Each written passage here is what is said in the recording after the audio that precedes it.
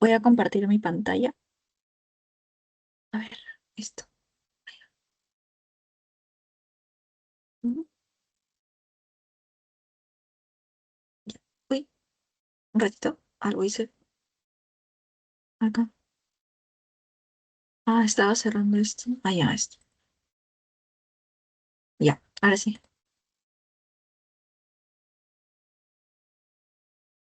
Ya, chicos, ahora sí. Solo está este PPT. Ya, bueno. Como les estaba diciendo al inicio, vamos a ver cuatro temas. Uy, vamos a ver cuatro temas, en los cuales uno es la dispepsia, otro va a ser, bueno, el otro es el ERGE, el otro es también el Helicobacter pylori, y también vamos a ver, bueno, dispepsia, reflujo, ¿cuál me estoy olvidando? Dispepsia, reflujo, Helicobacter pylori, y hay uno más, y la úlcera, ¿ok? Son cuatro temas los que vamos a ver hoy. Y bueno, todos están muy relacionados realmente, ¿no? Todos van asociados a casi los mismos fármacos. Entonces, bueno, quiero que sepan que en el examen pasado vinieron bastantes preguntas de... Yo considero que entre todos, dispepsia es como que el temita más sencillo. Entonces, para que lo tengan en claro. A ver, bueno, entonces comencemos. Bueno, ¿qué dispepsia? La dispepsia va a ser una sensación subjetiva, ¿ok? Una sensación subjetiva. Uy, ya, una sensación subjetiva de dolor o malestar en la parte superior del, ¿ok? En la parte superior del abdomen, ¿ok? Parte superior del abdomen. Esa es la definición fácil, ¿no? Cuando empieza a sentimos malestar, ¿no? Un malestar aquí en la parte superior del abdomen, ¿no? Podemos decir que esto es dispepsia, pero en realidad para que sea dispepsia tiene que cumplir ciertos criterios. ¿Cuáles son estos criterios? Es que por lo menos sintamos estas molestias 3 meses antes y que, o sea, 3 meses lo sintamos, pero que haya comenzado como un mínimo de 6 meses antes, ¿ok? Que por lo menos nosotros 3 veces, perdón, en 3 meses lo hayamos sentido, pero que ya ha comenzado de 6 meses aproximadamente, ¿ok? Según los criterios ROM. Y bueno, ¿cuáles son estos síntomas que que vamos a sentir? Pueden ser el dolor epigástrico, también puede ser la sensación de saciedad y la sensación de plenitud. Ajá, de plenitud postprandial y saciedad temprana. Ok, entonces son tres síntomas que por lo menos debemos haber sentido durante 3 meses con inicio de 6 meses, como ya dije. Ok, la etiología es que el 70% de estas suele ser de causa funcional. Suele ser de causa funcional. Que como vamos a ver en la clasificación, existen tres tipos de dispepsias, pero dos en sí se puede decir que se van a catalogar, algo así. Pero bueno, el 70% puse 705. Suele ser de causa funcional. Esto quiere decir que no hay una razón. O sea, no hay una causa orgánica, como es el otro nombre, para que se lo puedan aprender de esa forma. Hay una causa de una enfermedad que esté causando este dolor en el paciente. ¿Ok? Entonces, la etiología puede ser, como dije, funcional u orgánica. Entonces, cuando hablamos de una causa orgánica, vamos a hablar de una enfermedad. ¿Ok? Podemos hablar de una úlcera, siempre rayo, una úlcera. Podemos hablar del ERGE, bueno, ignoremos eso, del ERGE, ¿no? De la enfermedad de reflujo gastroesofágico que vamos a ver luego, también del cáncer gástrico, ¿no? También vamos a poder hablar de ciertos, ay, esta cosa, de ciertos medicamentos que están asociados, ¿ok?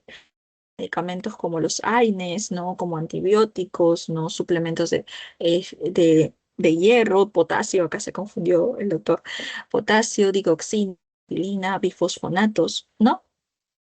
Entonces, un estilo de vida estresante, tabaco también están asociados, ¿ok? Pero puede ser por una enfermedad orgánica, así como es algo que quiero que tengan en cuenta. Bueno, esto de dispepsia crónica está por acá, así que nos saltamos. Vamos a tener una clasificación que aparte de tener la dispepsia funcional y orgánica que ya mencioné, existe algo llamado la dispepsia no investigada. Esto quiere decir que no se ha realizado una dispepsia en la cual no se ha realizado una evaluación exhaustiva. Exhaustiva. Esto quiere decir que no se le realiza la endoscopía al paciente. Simplemente el paciente tiene la dispepsia. ¿Ok? Es importante recordar este término porque en pacientes menores de 40 años, cuando tienen estos síntomas, suele dar de tratamiento empírico IPP. ¿Ok? Esto es lo que vamos a ver luego. Importante, porque cuando es un paciente con dispepsia no investigada, tiene menos de 40 años, nosotros quizás vamos a decir, vamos a darle IPP por si acaso, ¿no? Eso es importante, ese es el por qué término. Y también tenemos la dispepsia funcional que ya mencioné, que es cuando hay síntomas, ¿no? De malestar en la zona superior del abdomen, es esta zona, ¿no? Pero no hay causa orgánica, ¿ok? No hay una causa que lo explique en sí. Mientras que si nosotros hablamos de una dispepsia orgánica es cuando hay una o una patología en sí, o una patología eh, evidenciada, algo así, lo se puede de una forma más explícita, que explica la dispepsia, ¿no? Que explica el porqué, o sea, hay algo que está causando, ¿no? También puede ser un trastorno biliar que también está asociado, como mencionamos, el ERGE, ¿no? El cáncer gástrico, ¿no? Enfermedades también como pancreatitis, ¿no? Trastornos pancreáticos, biliares, intolerancia a alimentos también está asociado, ¿no? Todo ello. Y ahora pasemos a la clínica. Bueno, como mencioné, suelen haber síntomas tanto agudos como crónicos. O sea, puede haber una clínica aguda como crónica. O sea, un inicio un poquito más temprano, pero esto suele ser limitado. ¿Ok? Suele aparecer, por ejemplo, después de cierto tiempo en la clínica. Eso sí es importante tenerlo, ¿no? No suele aparecer tan pronto.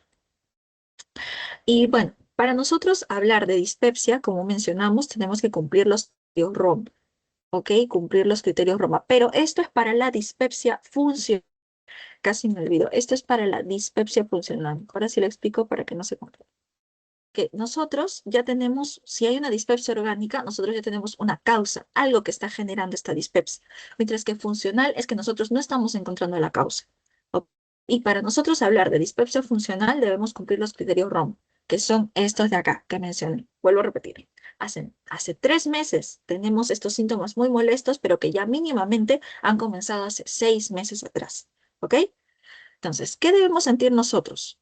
Síndrome de distrés postpandreal y síndrome de dolor epigástrico. Son dos, síndrome de distrés postpandreal y síndrome de dolor epigástrico. Sí estoy grabando, ¿cierto? Sí. Ay, siempre rayo. Ya. Este siempre rayo, bueno. Síndrome de dolor epigástrico. ¿Ok?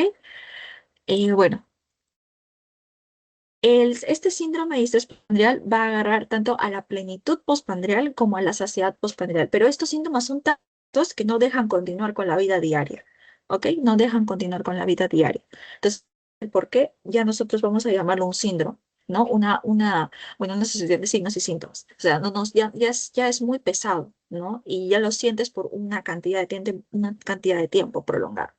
Y el síndrome de dolor epigástrico, que es la sensación de dolor o la sensación de ardor, ¿ok? Y que también es lo suficientemente pesado como que para no permitir realizar las actividades diarias, ¿ok? Bueno, acá ya tenemos dos preguntitas, bien rápido. Ya bueno, chicos, espero que todo esto haya quedado clarito. Eh, y bueno, a ver, ¿alguno me puede ayudar con esta que dice que señalemos cuáles son dispepsias orgánicas, ¿ok? O sea, que son a causa de una patología. Tenemos la dispepsia por AINES, tenemos la dispepsia por úlcera duodenal, la dispepsia por estilo de vida estresante, por reflujo gastroesofágico y trastornos hepatobiliares. ¿Cuál de ellas ustedes creen que es la respuesta? Si alguno me puede.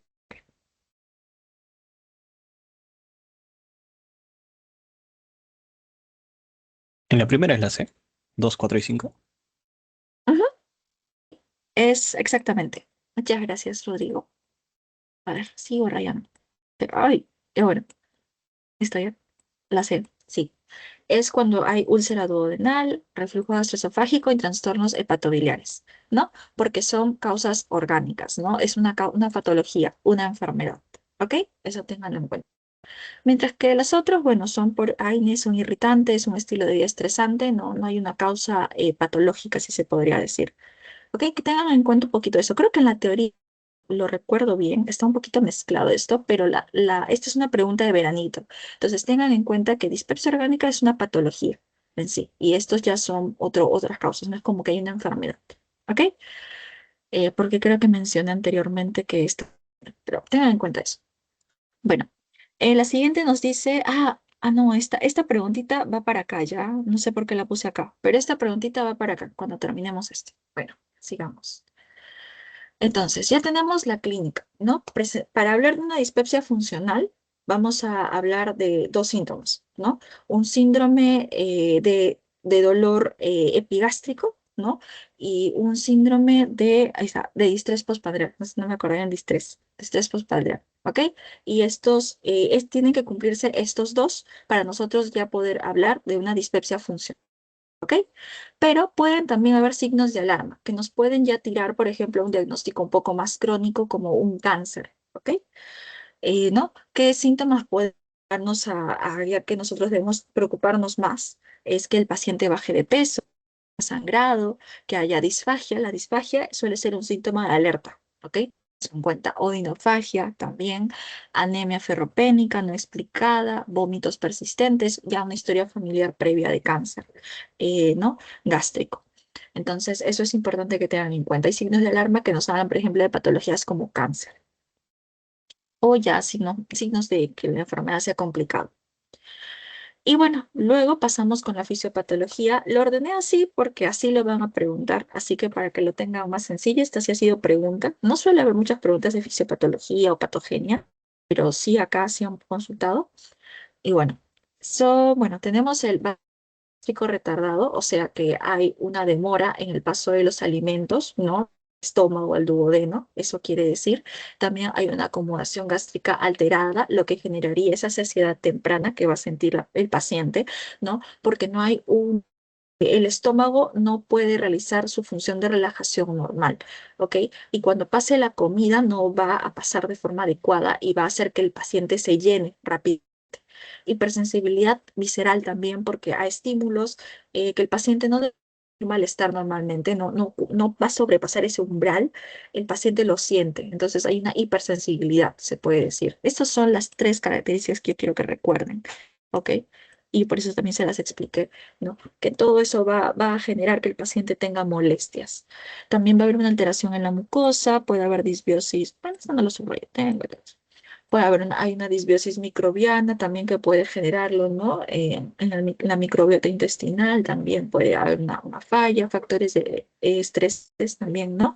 Como mencionamos, y eso, eosinofilia duodenal, ¿no? Cuando, por ejemplo, hay reacciones alérgicas o presencia de parásitos que pueden estar causando esta patología.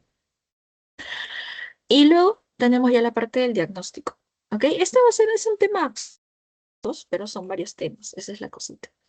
Y las preguntas que más han venido son dispersas. En una, que ahorita no me acuerdo cuál es, no encontré ni una pregunta actual, pero para nuestro repasito, preguntas anteriores, ¿ok? Solamente como les dije, un poquito por el tiempo, no pude buscar mucho, pero ya para nuestro repaso, ahí sí les voy a poner preguntas antiguas, pero actuales de ese hay preguntas, si no ha habido no ha habido ni el pasado de ahora, ¿ok? Entonces, bueno, sigamos. En el caso del diagnóstico, bueno. Una dispepsia no investigada, vamos a tener presencia de signos de alarma, puede haber, o una edad mayor de 40 años, ¿no? Para nosotros empezar a sospechar. Si el paciente sí presenta signos de alarma o tiene más de 40 años, le vamos a realizar una endoscopía alta. En caso contrario, como mencioné, al paciente se le da tratamiento empírico, ¿ok? Al paciente se le va a dar tratamiento empírico con un IBP o preferentemente, porque este va a ser el dios de los problemas gástricos, de verdad, el IBP, ¿no? El va de bomba de protones, ¿no? Pero si el paciente sí tiene alarma, y más de 40 años le realizamos su endoscopía. Ok, ay, esta cosa, la odio.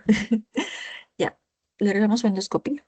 Ok, y de ahí vamos a ver hallazgos que implican los síntomas. Si hay un hallazgo que esté causando un hallazgo evidente, vamos a hablar de una dispepsia orgánica. Pero si en todo caso no haya, vamos a ya hablar de una dispepsia, una dispepsia funcional, ¿no? Y bueno, en el caso del paciente que se le da tratamiento empírico, hay que esperar a la respuesta, ¿no? Si sí responde, discontinuar el tratamiento, ¿no? En todo caso, mantenerlo a demanda, ¿no?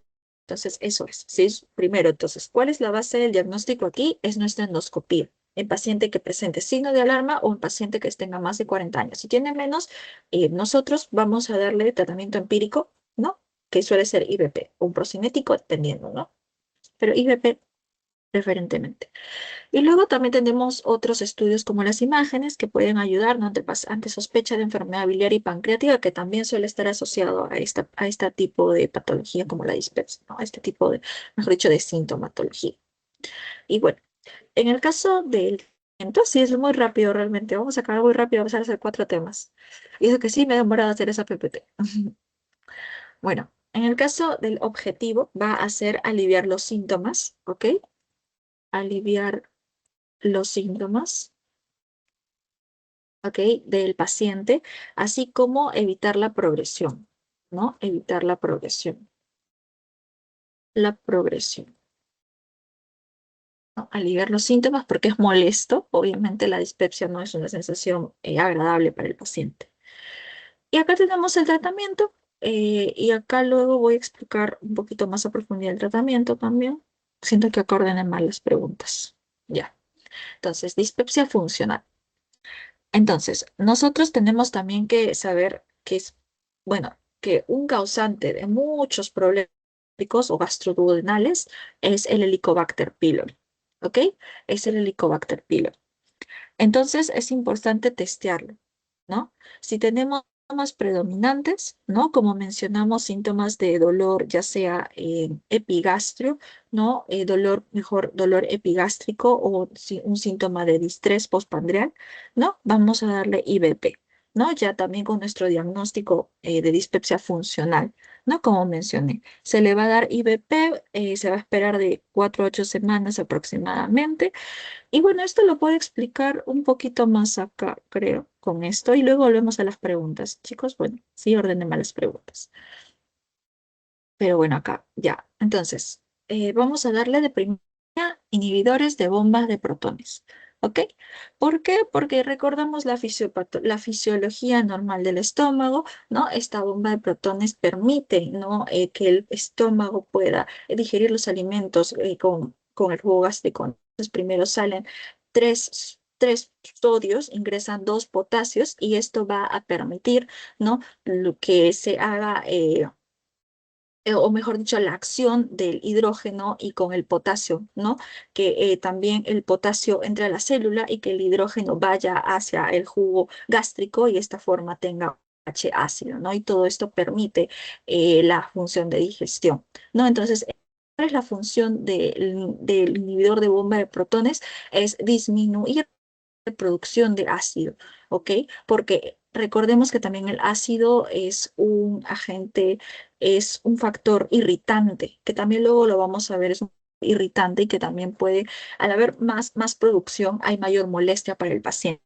Entonces, por eso es que suele ser el estándar empezar a dar al paciente, ¿ok? Entonces, acá, ¿qué fármacos vamos a tener? Tenemos, por ejemplo, al omeprazol, al lansoprazol. ¿Ok? Omeprazol y lansoprazol. Hay otros más, pero los que yo más quiero que se recuerden es el azol. Azol. Si acaba en azol, ya estamos hablando de un IBP. ¿Ok? También tenemos los procinéticos, ¿no? Que estos van a ayudar en el caso del vaciamiento gástrico, ¿ok? Van a intentar que mejore, que no esté tan retardado. Acá, por ejemplo, tenemos a la domperidona, a la metoclopramida, ¿no? A la itoprida también, ¿no?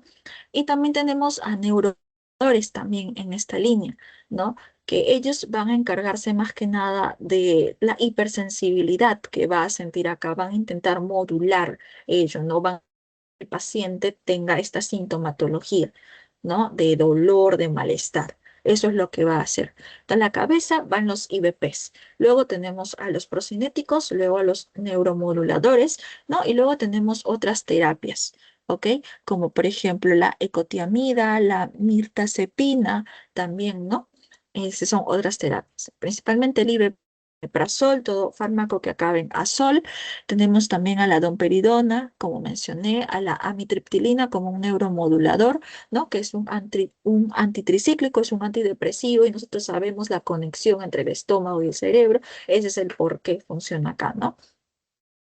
Entonces, bueno, eso es más que nada. Y también se suele dar terapia de erradicación del Helicobacter pylori. También es porque también puede ser un causante, también suele estar dado acá, ¿no? Como mencionamos acá, en el diagnóstico, ¿no? Nos pide testear el Helicobacter pylori porque el Helicobacter pylori es muy prevalente. Justo es un temita que sigue, si no me equivoco, el siguiente. Entonces ahí vamos a ver cuál es el tratamiento. No, existen varios tipos de tratamientos para el Helicobacter pylori. Y acá los efectos adversos, ¿no? Que sí quiero que se la aprendan porque se ha venido de pregunta. No sé si le he explicado, perdón chicos, pero sí ha venido de pregunta. Bueno, en este caso tenemos a los inhibidores de bomba de protones que va a tener como efectos adversos la cefalea, la diarrea, el estreñimiento, no acá remarqué principales, y también infección por Clostridium difícil, ¿no? Tener esos efectos adversos. Cefalea, diarrea, estreñimiento, dolor abdominal, mayor riesgo de fracturas óseas, infección por Clostridium. Procinéticos tenemos que la dona está asociada a una prolongación del intervalo QT. Ok, prolongación. Esto sí recuérdense porque esto ha venido en pregunta de examen. No estoy muy segura si lo he puesto, pero esto ha venido en pregunta, así que sí recuerdan. ¿Ok? Prolongación del QT. Los neuromoduladores están asociados a la amitriptilina, por ejemplo, al estreñimiento, a la boca seca, ¿no? A la retención urinaria también.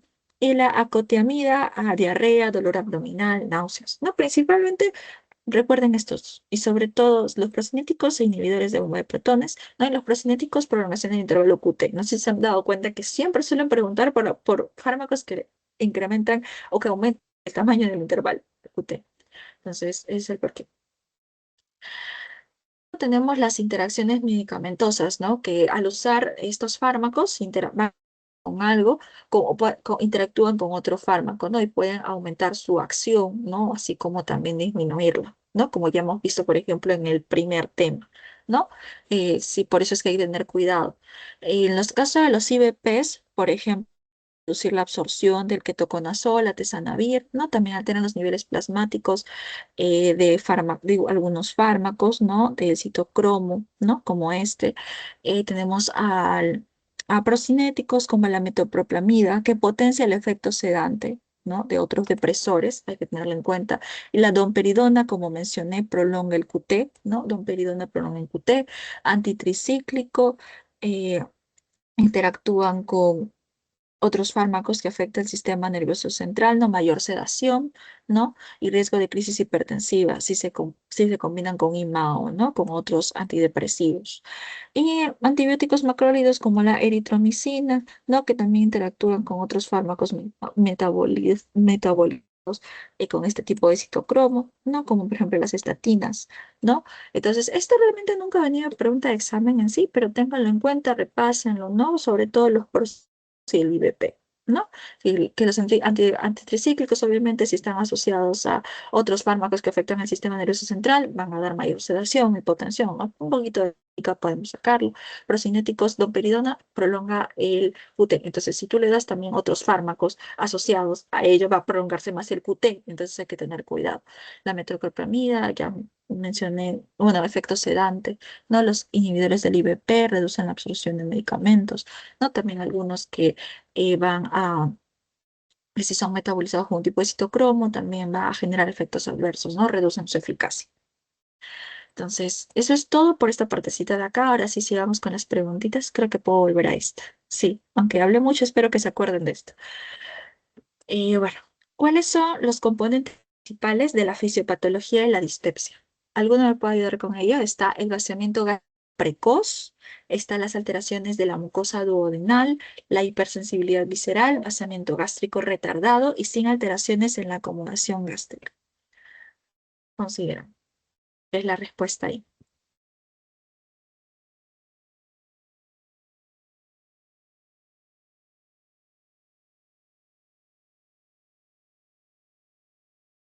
¿Algunos, Sería chicos? la A. La A. A ver qué dice la A. A 2, 3 y 4. Alteraciones de la mucosa gastrodenal, ya, hipersensibilidad visceral, ya, y vaciamiento. Muy bien, sí, sí. No es precoz porque en este caso está retardado, lo que genera las molestias. Hipersensibilidad visceral también, alteración de la mucosa. Sí, muy bien, Jenny. Ahora vamos a la siguiente, que es esta, y también les he mencionado, ¿no? El tratamiento antisecretor de la dispepsia no investigada, ¿no? Está recomendado en qué tipo de pacientes. Aquí nosotros le damos tratamiento empírico. Aquí nosotros no es necesario que le pasemos, que pase por una endoscopía. Y me puede ayudar con ese, chicos.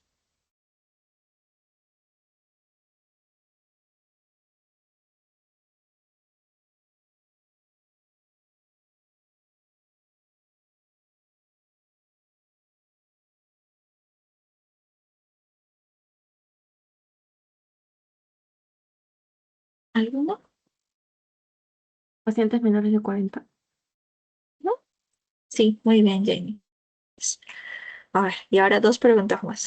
Esto, si se dan cuenta, esto es lo que más está viniendo, chicos, a dispepsia. A ver, a mí me ha venido esto también. Y ya, bueno, acá. A ver, señala lo correcto en relación en los efectos de los siguientes fármacos que utilizan las dispepsias funcionales. Sí les mencioné. La acotiamida, neuromodulador, domperidona cinético, amitriptilina, inhibidor de las bombas de protones, metoclopramida, antisecretor de ácido, pamprotazol, protector de la mucosa gástrica. ¿Cuál es la relación correcta? Hay algunos que no tienen mucho sentido. ¿Esa no es la domperidona? Ujú. Sí, muy bien. La domperidona es un procinético y también prolonga el intervalo QT. Ujú. Y ya, bueno, la siguiente. Esta es de ahora. ¿Cuál de los siguientes es el fármaco de primera elección para el tratamiento de dispepsia funcional? ¿No? Ya sea síndrome ovario epigástrico o sea el síndrome de distrés postprandial, ¿no? Refiere a saciedad y ay, se fue el otro, era una saciedad y era ay, se fue, saciedad y, era saciedad y plenitud, ahí está, se fue, saciedad y plenitud, ¿no? Ya sea cualquiera de los dos, ambos es el de primera línea y termina con una, tiene una terminación muy singular. El lansoprazol. Sí, exacto. Lansoprazol, omeprazol, lansoprazol, ¿no? Lo que acaba en azol va a ser la línea, los IBPs. Ya, chicos, entonces terminamos con, en este caso, dispepsia. Ahora seguimos a Helicobacter pylori, como les mencioné. ¿Ok? Entonces, el Helicobacter pylori, acá me olvidé por esto. Bueno, tiene una alta prevalencia en personas de bajo nivel económico y también en ciertas poblaciones, ¿ok? Como poblaciones como afroamericanas o personas. Y también se suele adquirir en la infancia. ¿Por qué? Porque esta suele ser una patología que se contrae a través del contacto, ya sea de la saliva, de vómitos, heces o de alguna persona infectada, ¿ok? Así como por alimentos o agua contaminada. Ese es el por qué nosotros debemos de comer adecuados, con la sanidad necesaria, ¿no? En las ensaladas también, por ejemplo, ¿no? La lechuga, eso hay que saber dónde comerlo, es muy importante. ¿Ok? Porque transmite a través de alimentos, ¿no? Agua contaminada, una persona infectada. Y bueno, en el caso de la patogenia, ¿no? Vamos a tener Helicobacter pylori, va a causar una inflamación crónica en el paciente. ¿Ok? Primero va a colonizar el estómago, la parte gástrica. Se adhiere al epitelio gástrico y va a sobrevivir al ambiente ácido. ¿Ok? Va a sobrevivir porque va a empezar a liberar sus factores de virulencia, ¿ok? Como el CAG-A y el BAC-A. El CAG-A altera funciones a celulares y uniones, el BACA forma vacuolas y también lleva de defensas, ¿ok? Y obviamente cuando hay esta liberación de estos de virulencia, el cuerpo va a reaccionar y va a activar a diversos receptores, como del factor de crecimiento epidérmico, ¿no? Y el receptor NOT1. Y también va a reclutar macrófagos y linfocitos T, ¿no? Y se produce una inflamación crónica con ello, porque la bacteria no se elimina, sino más bien prolifera y sigue dañando la mucosa gástrica, ¿ok? Y genera consecuencias como la gastritis crónica, como las úlceras péptidas, el cáncer gástrico y el linfoma MALT. Sobre todo está asociado con el linfoma MALT, ¿ok? Sobre todo el linfoma MALT. Está muy asociado al Helicobacter pylori. ¿Ok? Recuerden eso. Entonces, en síntesis, porque esto no han preguntado, va a causar una inflamación crónica porque no suele ser capaz de evadir, ¿no? La respuesta inmunológica que nosotros creamos. Y poco a poco va a generar, por ejemplo, úlceras duodenales, linfoma MALT, ¿no? Úlcera gástrica también está asociada, ¿no? Ya vamos a ver luego a cuál está más asociada. Luego, ¿no? Va a generar cáncer, como mencioné, ¿no? Cáncer gástrico también, aunque más asociado está al linfoma MALT. Cáncer gástrico nos referimos al adenocarcinoma, pero está más asociado con el, ¿ok?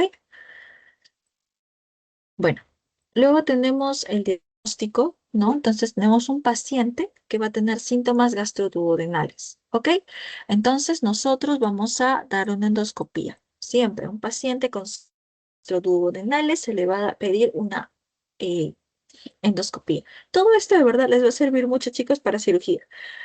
Ya van a tener en cuenta qué diagnóstico. O sea, piden mucho, porque es cirugía general y digestiva y bastante es endoscopía, un montón. Así que les va a servir mucho. Esta terapéutica para ella, endoscopía. Si hay bueno, hay un método invasivo y métodos no invasivos, ¿no? También, dependiendo de si tiene una indicación, ¿no? Entonces, si sí tiene la indicación de endoscopía alta, vamos a realizar un método invasivo donde se pide una biopsia y una evaluación histológica, que es el gold estándar, ¿ok? Este es el gold estándar. A ver, con esa tablita le explico mejor. Entonces, el paciente se le puede pedir pruebas como pruebas no invasivas. Las pruebas invasivas tenemos a la prueba de la ureasa, ¿ok?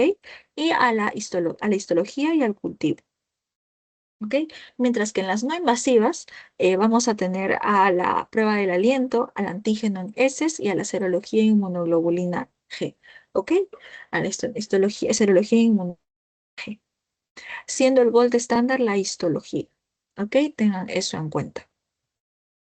Tengan eso en cuenta, más que esta tablita, ¿no? Acá también hay algunos criterios para indicar endoscopía alta, que es la presencia de signos de alarma, ¿no? También nos dice una edad menor a 50 años sin signos de alarma, pero que no evoluciona bien al tratamiento para dispepsia, ¿no? Como mencionamos, un paciente si tiene una dispepsia, no va a ser necesario que nosotros tengamos que introducir el endoscopio, ¿no? Si no es necesario, no es necesario, se le da tratamiento empírico. Ya si no funciona, nosotros vamos a empezar, vamos a tener que hacer pasar al paciente por endoscopista, ¿no? O que en este gastroenterólogo le coloque el endoscopio, no está respondiendo al tratamiento.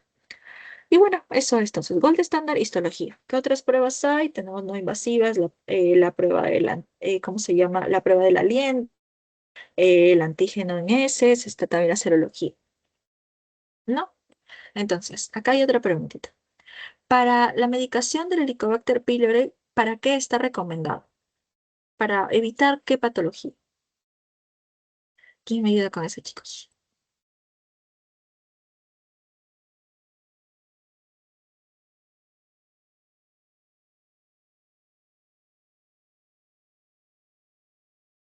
¿Alguno?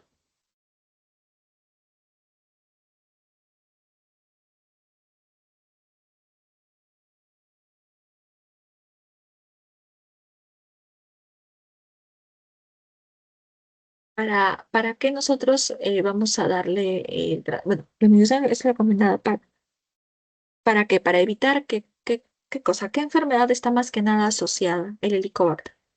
El linfoma de mal. Ah, sí, muy bien, Jenny, muchas gracias. Es el linfoma MALT, ¿no? Para el linfoma MALT.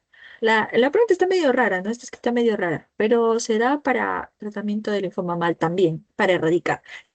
Helicobacter pylori, sea lo que sea que esté pasando, ustedes tienen que erradicar el Helicobacter pylori. Eso es lo que no está en la teoría, eso es lo que ahorita me acabo de acordar, pero eso es lo que ahorita me acabo de acordar, pero sea lo que sea que haya, siempre tienen que erradicar el Helicobacter pylori y hazlo bien con el siguiente tratamiento. Pero lo ideal es siempre erradicar. Esto es cirugía también, chicos. También tiene su parte quirúrgica. Ya. Bueno, luego vamos a tener el objetivo, ¿no? Que va a ser evitar la progresión, ¿no? Evitar la progresión, por ejemplo, a complicaciones. Evitar complicaciones sería mejor, ¿no? Como por ejemplo el linfoma MALT, ¿no? Como el linfoma MALT, ¿no? Y también aliviar los síntomas del paciente, ¿no? Del paciente, porque también genera sintomatología pesada, ¿no? Cuando ya hay clínica. Y luego tenemos, bueno, las líneas del tratamiento, que esto, por ejemplo, es del Savistome, de mi terror, de mi trauma. A ver, el Savistome.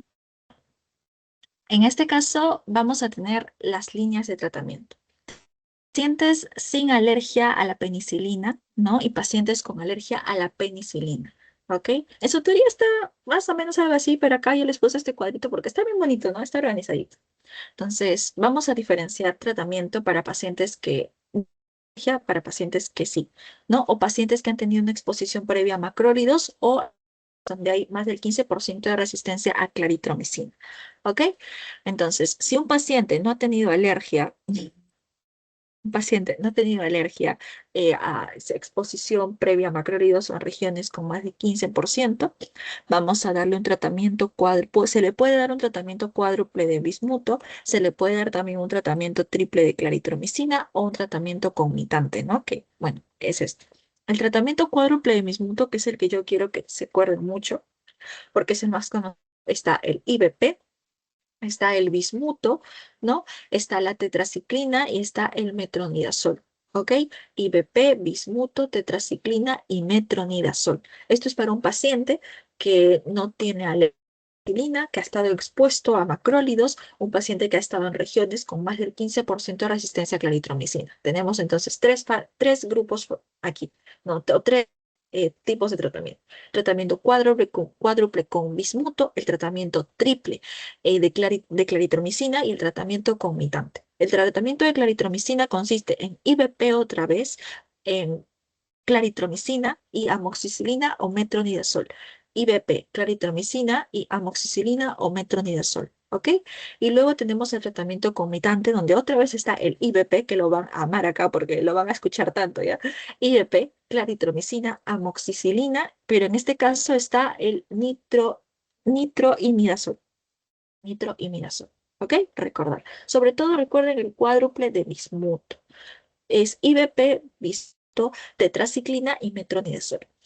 Y luego están los pacientes que no han tenido alergia, no se han expuesto a macrólidos y tampoco a un lugar eh, con una resistencia a la claritromicina, ¿no?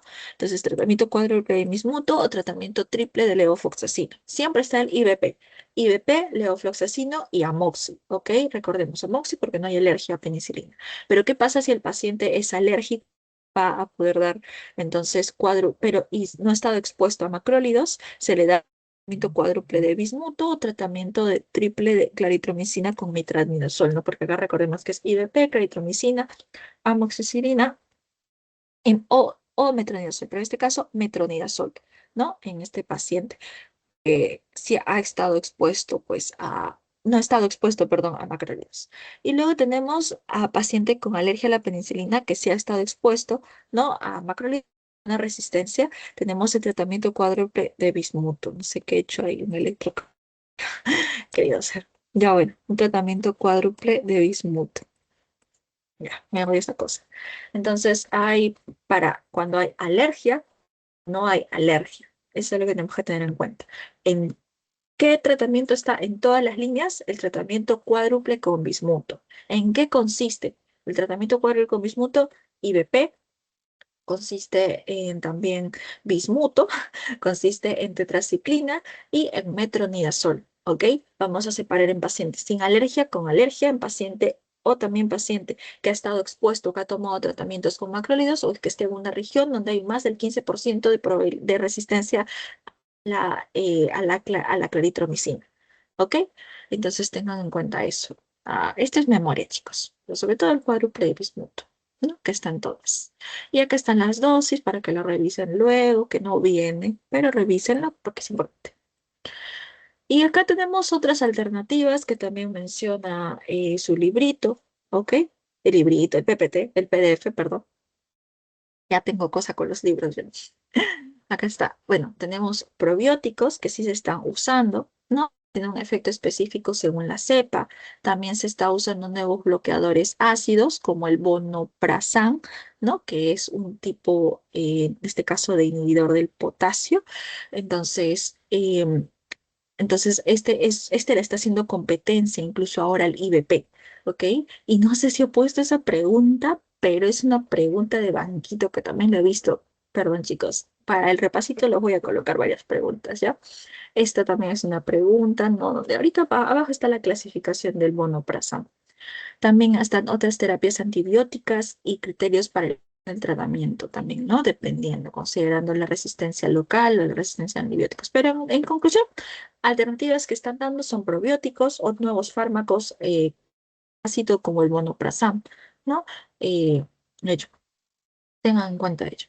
¿Y qué eventos adversos hay? Bueno, por ejemplo, acá quiero que recuerden esto, que la terapia cuádruple con bismuto es la menos tolerada, ¿no? En pacientes suele generarse un poco más de eventos adversos y la terapia triple estándar sí suele tener menos, ¿no? Un poco más tolerada, suele generar principalmente síntomas gastrointestinales. Interacciones medicamentosas, el metronidazol, ¿no? Suele reaccionar, por ejemplo, potencia el efecto de la warfarina, ¿no? Reacción tipo disulfiram con alcohol, ¿no? Y la tetraciclina que interactúa con el calcio, el magnesio, el hierro y el zinc, ¿no? Y reduce su absorción de ellos, la tetraciclina, ¿ok? Que lo tengan en cuenta. Y bueno, ahora sí creo que ya acabamos con el Helicobacter pylori, ¿sí? Ya, a ver, esta es la preguntita que vi. A ver, paciente varón de 58 años con cuadro de dispepsia funcional y la esófago gastroduodenoscopía y biopsia que se le realizó al paciente, que tiene más de 40 años. Recordemos entonces, el paciente se le ha testeado, bueno, se le ha hecho una esófago gastroduodenoscopía, ¿no? Tras su dispepsia funcional y se le ha tomado una biopsia, ¿no? Que también es un método diagnóstico, ¿no? Recordemos el gold estándar es la histología, ¿no? Y se ha detectado el Helicobacter pylori. El paciente tiene antecedentes de haber tomado macrólidos en 3 oportunidades por otras causas y además es alérgico a la penicilina, ¿ok? Entonces, es alérgico a la penicilina. Por ejemplo, ¿en dónde encontramos la penicilina? En el tratamiento triple, ¿no? En el tratamiento triple, ahí encontramos a la penicilina. ¿No? Entonces, a la MOXI en ese caso, ¿no? Donde, por ejemplo, nos dice, ha tomado macrólidos, eso nos habla de que es alérgico a la penicilina, que tampoco puede consumir macrólidos, ¿no? Porque ha estado expuesto previamente.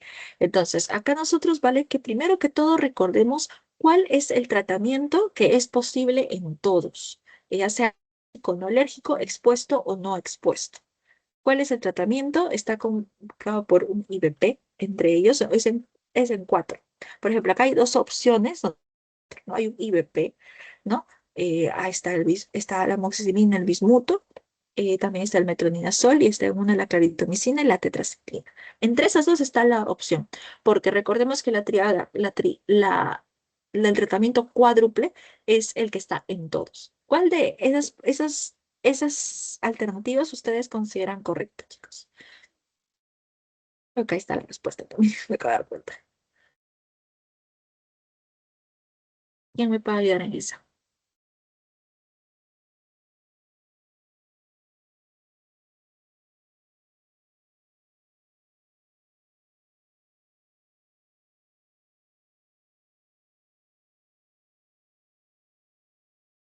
¿Alguno, chicos? La C. ¿La C? Ujú, sí, muy bien.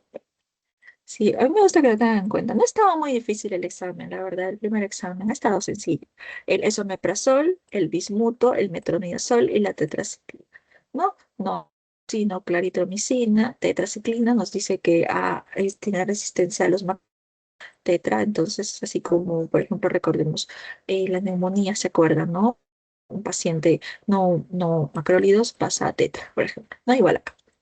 Entonces, esa sería la pregunta que encontré de ese temita. Creo que esta es la pregunta que no tiene preguntas, chicos. Les debo buscar a más profundidad, pero por lo menos en el primer examen y en veranito no ha venido preguntas de úlcera péptica.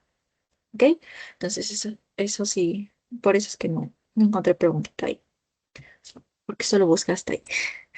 A ver, vamos a comenzar ahora con úlcera péptica, que ya nos queda solo un temita más y ya acabamos. En este caso, bueno, la úlcera, primero que todo, ¿qué es una úlcera? Es una erosión, ¿no? De un segmento de la mucosa gástrica, ¿no? De la mucosa digestiva, mejor dicho. Es una erosión de un segmento, ¿no? Una rotura o una afectación de un segmento de la mucosa digestiva, ¿ok? ¿Y qué puede estar generando todo ello? Puede generarlo el Helicobacter pylori, ¿no?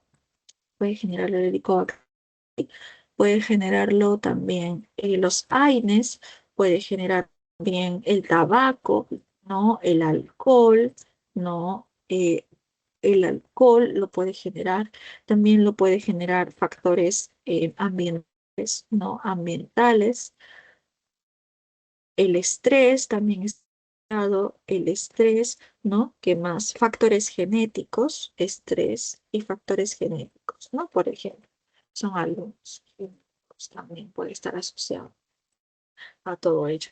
Existen dos tipos de úlcera. Esto no explica en la teoría, pero recuérdenlo. Existe la úlcera gástrica y la úlcera duodenal.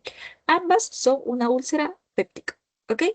Entonces, la úlcera gástrica es menos común que la úlcera duodenal, ¿ok? La úlcera duodenal es la más común, la más común. La úlcera duodenal es el tipo de úlcera más común que hay. Esto también, por ejemplo, es cirugía, chicos. Todo lo que está hasta ahora va a volver a verlo de cirugía, pero con cirugía. Así que presten atención, que les quede más claro. Entonces, luego está la edad típica, suele aparecer a la causa principal. La úlcera gástrica está más en relación con los AINES, ¿ok? Está más en relación con los AINES. Y la úlcera duodenal con el helicobacter, ¿ok? La edad típica a la que aparece va a ser en este caso la úlcera gástrica adultos mayores. Quizás pueden recordarlo de una forma en la que los adultos mayores suelen tomar más medicamentos, ¿no? Entonces asociamos con los AINES, adultos mayores, ¿no? Y el Helicobacter pylori en jóvenes adultos, ya que recordemos que es más común que en las personas jóvenes, sobre todo niños, tengan este Helicobacter, ¿no?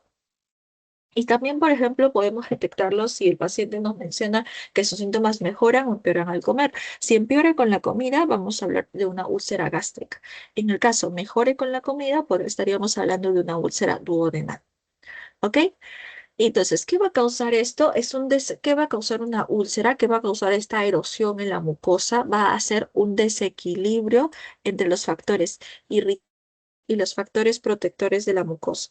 ¿Ok? Va a haber un desequilibrio, ¿no? Entre estos factores que, por ejemplo, tenemos acá protectores de la mucosa, el bicarbonato, por ejemplo, irritantes gástrico, la pepsina, ¿no? Hay un desequilibrio y hay una erosión, hay un daño, porque en este caso, esta curvita que debería estar así va a estar para abajo, ¿no? Donde va a estar ganando los factores irritantes.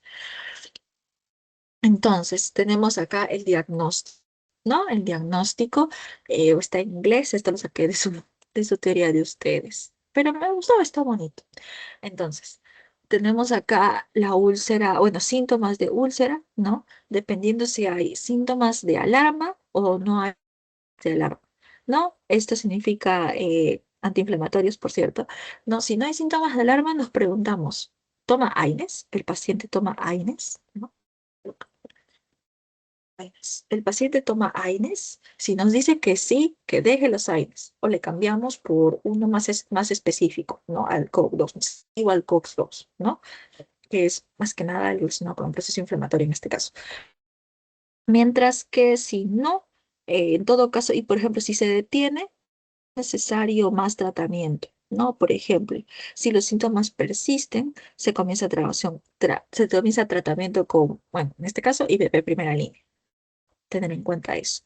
Si en todo caso el paciente nos dice que no toma AINES, vamos por IBP, ¿no? El paciente, si no se hace una serología, ¿no? Le hacemos la serología, ¿no? Ya sea el test que nosotros veamos, quizás un test, por ejemplo, del aliento, fácil, rápido, o pues un test invasivo, ¿no? Depende. Y si es negativo, si no, si es negativo, comenzamos el tratamiento con IBP. Y si es positivo, comenzamos el tratamiento erradicador. Ah, ya. Entonces, si es negativo, vamos a darle tratamiento de IBP, ¿ok? Porque acá quizás estaríamos hablando de un tipo de dispepsia, ¿no? Una molestia, entonces comenzamos con IBP. Pero si sale positivo, ya empezamos a darle nuestro tratamiento erradicador, ¿no? Que sería este de aquí, ¿no? Dependiendo del paciente, podemos comenzar con un tratamiento cuádruple, por ejemplo, ¿no? Eso debe ser el ideal. Uy, me fui mucho, perdón. ¿No? Entonces, ello. Depende. Entonces, preguntamos, paciente que no viene con signos de alarma, preguntamos, ¿toma AINES usted? Si sí toma AINES, le decimos que pare o que cambie de fármaco. Si a las hay mejora, ya no se le da nada al paciente, ¿no? Si sí no hay mejora, se le da se le sigue el tratamiento. Mientras que si el paciente no toma AINES, le testeamos el pílora y si el paciente sale negativo, empezamos con IBP. Si es que el paciente sale positivo, se comienza el tratamiento erradicador. ¿Ok? Y en caso el paciente tenga síntomas de alarma, se le hace una endoscopía, ¿no? Si hay úlceras, se testa por IBP, por Helicobacter pylori, ¿no? Si sale positivo, se comienza el tratamiento. Si no, se presenta con AINES nuevamente, ¿no? Se para el tratamiento, se trata la úlcera con IBP, se continúa, ¿no? Se cambia el AINES, ¿no? Y si el paciente necesita tomar, se trata la úlcera, ¿no? Y en todo caso no haya úlcera, considerar otras etiologías, ¿no? Entonces eso es, ¿no? Hay que ver si la causa puede ser de la úlcera AINES, que es lo más común para sobre todo la gástrica, y la duodenal, el IBP. En todo caso, bueno, úlcera gástrica, úlcera duodenal, ambas son úlceras pépticas, ¿ok? Entonces eso es tener en cuenta para el tratamiento. Y bueno, para el diagnóstico, pues. Y en el caso del objetivo, en este caso va a ser, bueno, en el caso, el anterior era el libro. Por ejemplo, el objetivo anterior, que también quiero aclararlo, y que no lo coloqué, creo, del tratamiento anterior, es erradicar el Helicobacter pylori. Ténganlo en cuenta porque siempre van a tener que erradicarlo, sea la patología que esté causando, ya si ya ha generado un linfoma malto o un tipo de cáncer, ¿no? Van a erradicarlo. Si está generando una úlcera, erradicarlo. Siempre erradicarlo, no es que pienses el tratamiento y ya, sino que lo erradicas. Y acá el objetivo del tratamiento de la úlcera péptica va a ser, ¿cómo se llama? Tratar la sintomatología, ¿no? Sintomatología y también pues evitar la progresión, ¿no? Evitar la progresión tratando en este caso la úlcera del paciente, ¿no? Ya está. Entonces, vamos a ver qué tratamiento que mismo realmente chicos van a hartarse el IBP acá. Inhibidores de bomba de protones. Luego también está los procinéticos, ¿no? Los antagonistas de hidrógeno que bloquean los receptores de hidrógeno en las células parietales, reduciendo la producción bueno, estos no son procinéticos, perdón, los antagonistas, ¿no? Del hidrógeno, bueno, van a bloquear a los receptores de las células parietales, ¿no? Y van a reducir la producción de ácido, ¿no? Y los bloqueadores de ácido competitivos con potasio, como mencioné, están acá, por ejemplo, tenemos al vonoprazán. ¿Ok? Esta ha sido pregunta de examen, chicos, esto sí tengan en cuenta. Es un bloqueador de ácido competitivo con potasio, ¿no? En este caso, tengan en cuenta esto. Sí puse la preguntita, pero está en banquito. Ya ustedes luego lo ven. Igual es muy probable que en la los ponga. Y bueno, luego también están otros como neutralizantes del ácido, como los antiácidos, ¿no? Que neutralizan el ácido, como las sales de aluminio, ¿no? Otros tipos de sales como sales de magnesio, protectores de la mucosa, ¿no? Y potenciadores del mecanismo de defensa, ¿no? Como las prostaglandinas, que son un factor protector, por ejemplo. Las prostaglandinas, aunque acá no está, qué raro, pero la prostaglandina es un factor protector. Los protectores de mucosa también, disacáridos, ¿no? Compuestos bismuto, pero sobre todo recuerden a los antisecretores, ¿ok? Y sobre todo recuerden al IBP, que es el estándar de oro. También a los antagonistas, ¿no? De hidrógeno y a los bloqueadores de ácido convertidos al vonoprazán, sobre todo. Recuerden a la ranitidina, ¿no? Y al omeprazol, a todos los que terminen en sol. Acá también están las dosis para que lo puedan recordar, ¿no? Y bueno, acá esto realmente, como les he dicho, no he encontrado preguntas este examen sobre esto y esto les coloqué porque en su teoría les han como especificado un poquito más los fármacos que a diferencia de los otros temas, pero igual tenganlo en cuenta, ¿no?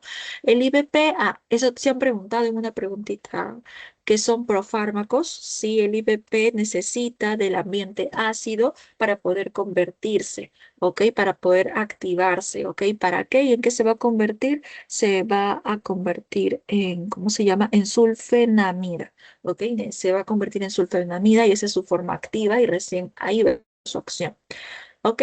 Eso es importante. Se toma antes de las comidas.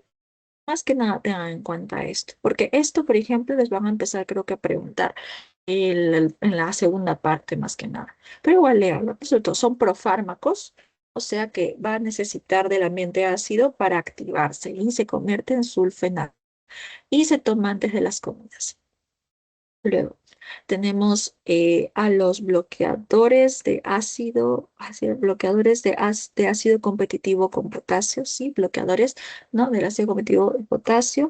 En este caso, bueno, van a bloquear la bomba de protones de forma reversible y es más potente que los IDP. Por ejemplo, acá tenemos un cuadrito competitivo, no, un cuadrito comparativo, ¿no? Estos, por ejemplo, no necesitan convertirse, ¿no? Y actúan directamente. Este está súper el IBP está concentrado, este es reversible, su unión a la bomba de protones, mientras que el IBP es irreversible.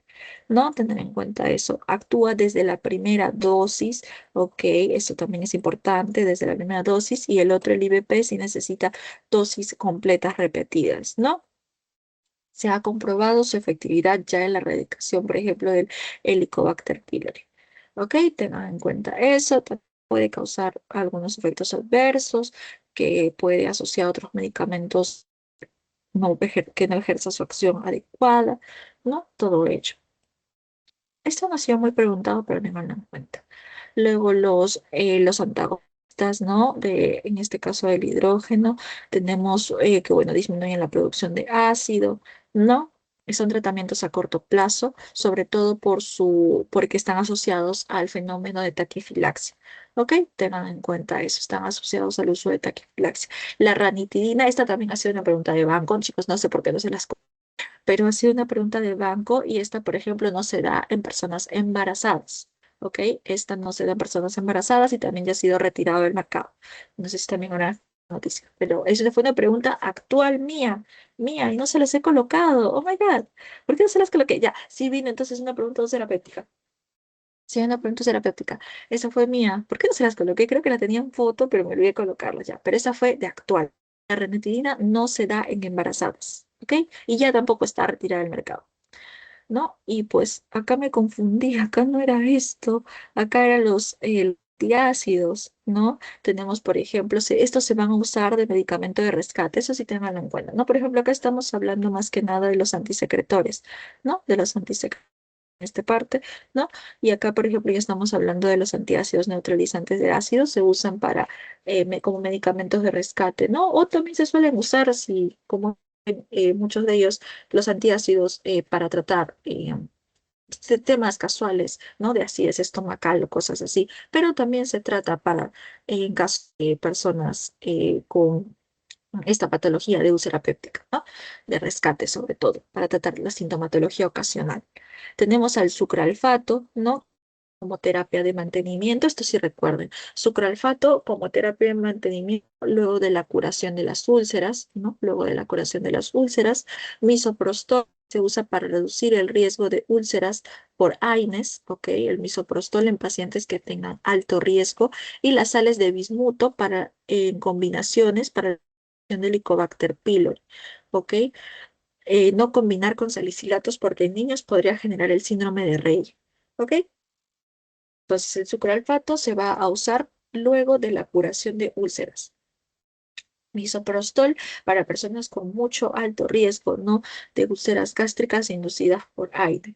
Y sales de bismuto en terapias combinadas para erradicación del Helicobacter pylori. Ah, como ya vimos, ¿no? La sales de bismuto, no, porque está ¿cómo se llama? En uno de los tratamientos, ¿no? El tratamiento de bismuto, el tratamiento cuádruple de bismuto, ¿no? Pero no se debe combinar con salicilatos porque puede generar síndrome de Rey. Y bueno, eso es todo por parte de úlcera péptica. Ok, si hay alguna preguntita pueden levantar su manito. No hay problema, chicos. No, sigo continuando. Cualquier cosa me interrumpe. Y ya vamos a acabar, chicos. Ahora está el último, que es el ERGE. ¿Ok? Y bueno, el ERGE. ¿Qué va a ser el ERGE? Seguro ya han escuchado el flujo gastroesofágico, ¿no? Lo venimos repitiendo desde medicina 1. Va a ser el reflujo, no el retroceso o el paso del contenido gástrico hacia el esófago, ¿no? Paso del contenido gástrico hacia el esófago, ¿ok? No, paso del contenido hacia el esófago. ¿Qué en síntesis es esto? O retroceso del contenido gástrico, no retroceso también. Y tengamos en cuenta que puede ser fisiológico, o sea, que puede pasar de forma fisiológica varias veces al día, pero si ya no sucede, o sea, de forma fisiológica, ¿no? Y ya una forma patológica pasa muy seguido, ¿no? En este caso, ya es un problema de salud. Entonces existe la parte fisiológica y la parte patológica. Y tenemos complicación clínica y complicaciones. La clínica clásica y que siempre van a preguntar, bueno, esto les recalco. Por ejemplo, notitas que cuando lleguen a cirugía y a TOP, en TOP va a haber el seminario y ustedes van a tener que resolver casos. Y por ejemplo, el paciente siento que me quema la garganta y que retrocede, pirosis, ¿no? De una, ustedes ya empiezan a hacer preguntas más dirigidas, ¿no? Todo lo que ahorita están viendo, chicos, de terapéutica realmente es muy importante de esto porque les va a servir mucho para el próximo ciclo, realmente, ¿no? Porque van a pasar por tipo simulaciones todos los lunes, o depende de eso, de cómo sea para ustedes. Pero bueno, la pirosis, entonces, en conclusión, es un síntoma muy clave de nosotros hablar de ERGE, ¿ok? Va a ser esa sensación de que me quema acá, doctora, va a decir, me quema acá. También regurgitación, que ¿no? Es cuando regresa, ¿no? El contenido gástrico y se siente ese sabor también. Este es como el ardor, la pirosis. Y también, bueno, el reflujo ácido, ¿no? Es parecido, lo mismo. Y estos síntomas extrágicos laringios también, carraspera crónica, ronquera, odinofagia, faringitis también, ¿no? Extraesofágicos pulmonares, también tos crónica, ¿no? Este está en su teoría, por ejemplo, tos crónica, faringitis, este, por ejemplo, es de mi teoría, de lo de ahora. Pero acá también están de ustedes, faringitis crónica, ¿no? Estresofágicos pulmonares, tos crónica, ¿no? También fibrosis pulmonar idiopática, ¿no? Es una asociación frecuente. Síntomas de complicación, la disfagia, chicos, también. Ya vimos que en la dispepsia, si hay disfagia, es un síntoma de complicación. Empieza a dolerle acá y de la nada ya empieza a sentir disfagia o otra patología, o ya podemos pensar incluso en un cáncer, ¿no? En este caso la hemorragia digestiva alta también, ¿no? Es una complicación, ¿no? Y el esófago de Barrett también está asociado al ERGE, ¿ok? Entonces tengamos en cuenta eso. Y por ejemplo, acá está más ordenadito, ¿no? Síndromes esofágicos y extraesofágicos, ¿no? Ya ustedes lo pueden revisar. Básicamente, pirosis, regurgitación. Síntomas extraesofágicos, faringitis, ¿no? Síntomas de complicación que vamos a ver son, por ejemplo, la disfagia, está la hemorragia digestiva alta y está el esófago de Barrett. Bueno, luego pasamos al diagnóstico. Realmente le he agarrado lo más importante de sus temas, sus teorías. En el caso del diagnóstico tenemos, bueno, entonces el paciente nos viene con su pirosis, su regurgitación y también que tiene dolor torácico. Nosotros decimos pirosis, regurgitación, ya, de una. Puede tener, ¿cómo se llama? Un ERGE. Entonces, si tiene signos de alarma, endoscopía, ¿no? Si no tiene, vamos a probar con IBP. Vamos a darle tratamiento de 2 a 8 semanas. Si mejora, se continúa con el IBP. Si no mejora, nosotros vamos a dar, vamos a dar una endoscopía y se va a quitar el tratamiento, ya sea bueno, el tratamiento de IVP o el tratamiento, ¿no? En este caso, del Vonoprazan, ¿no? En este caso, de 2 a 4 semanas se le quita, ¿no? Por este tiempo y se le toma una endoscopía. Y bueno, se puede hallar una esofagitis, por ejemplo, un esófago de Barrett o una estenosis péptica, y esto nos daría el diagnóstico también de ERGE. Y en el caso sea normal, se hace una pHmetría, una pH o manometría, ¿no? En este caso, bueno, esta manometría o esta pH manometría es el diagnóstico, en este caso elegido, ¿no? Se puede decir que es como que la prueba de elección, la prueba que ella te asegura, ¿no? Prueba de elección, una prueba de elección que se realiza en pacientes, ¿no? Una prueba de elección en este caso, en este tipo de pacientes, ¿no? Que no salen como normal, algo así, cuando que salen como, pues, que ante la endoscopía pues se ve normal, ¿no? Una esofagitis tipo A es una prueba de elección. Y bueno, vamos a tener el tiempo de exposición al ácido. Si es más de 6, nos quiere decir que el paciente está expuesto al ácido, ¿no? Entonces es un diagnóstico de ERGE. 4 o 6% ha estado expuesto, pero no tanto. Entonces es un diagnóstico no concluyente. Y menos 4 es otras causas, ¿ok? Otras causas lo pueden estar generando. Entonces, paciente que viene con sintomatología, ¿no? De signos de alarma, ¿no? Aparte de la pirosis y la regurgitación, dice, "No tengo disfagia, doctor, tengo disfagia, no, también, doctor, no sé, cómo esto, no sé, doctor, siento, estoy vomitando por la boca, ¿no? Estoy mucha sangre, ¿no? O mis heces, tal, algo así. Entonces, es todo ello, ¿no? Melena, ¿no? Oculta, podemos hablar de signos de complicación, ¿no?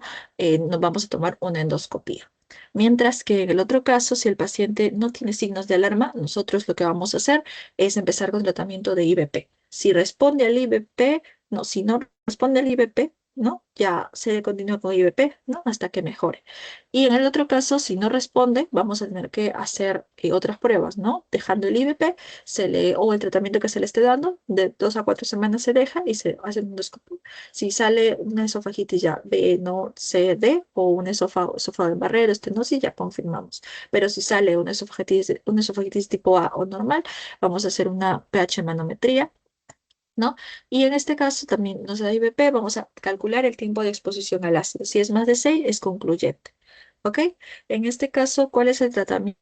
ERGE, bueno, evitar complicaciones y aliviar los síntomas. No sé qué será muy repetitivo, pero siempre tengan en claro qué están buscando con su tratamiento con el paciente. Evitar complicaciones y aliviar las molestias, ¿no? Aliviar las molestias del paciente, ¿no? Hay algunos más específicos como el Helicobacter pylori, que nuestro objetivo ahí sí es eliminar el Helicobacter pylori siempre, siempre. ¿Ok? Y en el caso del tratamiento, otra vez, el bendito lo van a ver en todos lados, el IVP. ¿Ok? El IVP también, por ejemplo, si un paciente, bueno, ya vamos a ver hipertensión luego, si un paciente tiene que tomar ciertos fármacos, le van a dar IVP como protector gástrico, ¿no? En muchas, muchas ocasiones, o cualquier otro medicamento que dañe la mucosa, ¿no? Y como un AINES, van a darle IVP, ¿no? Entonces, lo tengan en cuenta, el IVP está en todos lados. Bueno, entonces es el tratamiento de primera línea, también en el caso del ERGE, ¿no? Luego le sigue el vonoprazan, ¿no? Que ya hablamos que es como su competencia del IVP, le está haciendo competencia. Y bueno, también están los otros antagonistas, ¿no? H2R como un ejemplo de ellos, por ejemplo, la ranitidina que ya no funciona, eso también recuerden, ¿no? Los protectores de mucosa, ¿no? ¿No? Los alginatos también se usan acá, recuerden que permiten un alivio sintomático adicional, ¿no? Tienen un efecto complementario y procinéticos también, ¿no? Como la metoclopramida y domperidona también. Pero a la cabeza siempre el IVP, ¿ok? Damos IVP y ya luego seguimos por los demás. Y en este caso sí no he encontrado preguntas muy relacionadas a esto, pero puede venir, chicos, realmente es un tema que puede venir. Pero hay una pregunta que dice esto: ¿qué fármacos incrementan los síntomas? Tenemos a los bloqueadores de calcio, a los anticolinérgicos y a las benzodiazepinas.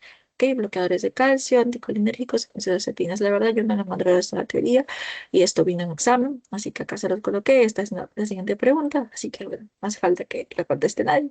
Pues está. Entonces nos dice: señale qué fármacos pueden relajar esfínter esofágico inferior, no son relajantes, pero que pueden incrementar los síntomas de reflujo gastroesofágico, ¿no? Acá tenemos, porque recordemos, hay una inadecuada relación entre el esfínter esofágico inferior y la unión gastroduodenal, ¿ok? Acá hay una afectación de ambas partes. El esfínter esofágico inferior no está ejerciendo una función adecuada.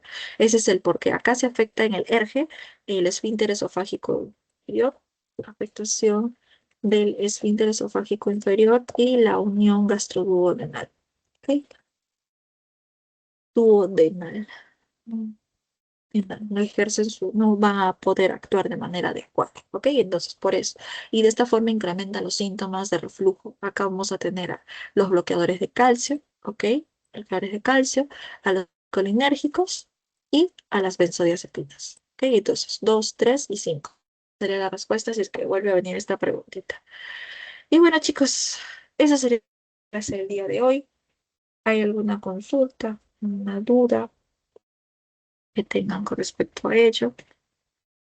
Ok, una duda. ¿No? Por ahora, bueno, su examen es la próxima semana, en una semana ya. Y bueno, las para acá, como les mencioné, no han venido muchas, más que nada se enfocaba en dispepsia para esta semana. No, lo que casi viene es de la ranitidina que les dije que ya no se usa. No, ahorita que les voy a poner en el repaso. Entonces, bueno, eso sería todo por el día de hoy, chicos. ¿No hay alguna duda, una pregunta? Estudian mucho, chicos. Repasen, pasen con tiempo. Saquen buena nota entera, chicos. Sé que vale 2 créditos, pero realmente el final, para mí, por lo menos el final fue, por ejemplo, mucho más pesadito que el parcial. El parcial fue sencillo, se puede decir, pero el final, ahí sí voy a enfocarme bastante con ustedes, incluso decirles que se aprendan los fármacos de segunda línea porque a mí me vinieron fármacos de segunda línea. En cambio, acá el parcial es más sencillo. Aprovechen el parcial mucho y todo esto les va a servir de verdad para cirugía. Todo esto que han visto hoy les va a servir mucho para cirugía. Apréndanlo bien. Y bueno, eso sería todo por la clase de hoy, chicos. Dejo de compartir. Voy a dejar de grabar también.